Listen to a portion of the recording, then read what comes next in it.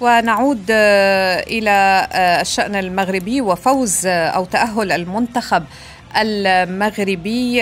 بداية، ما الذي يستفيد منه منتخب المغرب من حجز أول بطاقة أفريقية؟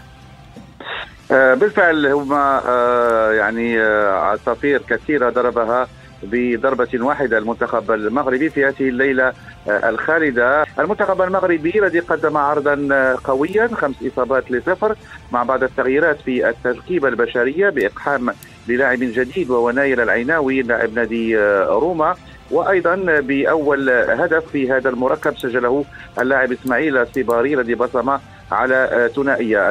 هل بات مؤكدا ان المغرب سيلعب كأسي العالم المقبلين، يعني في العام المقبل ثم عام 2030؟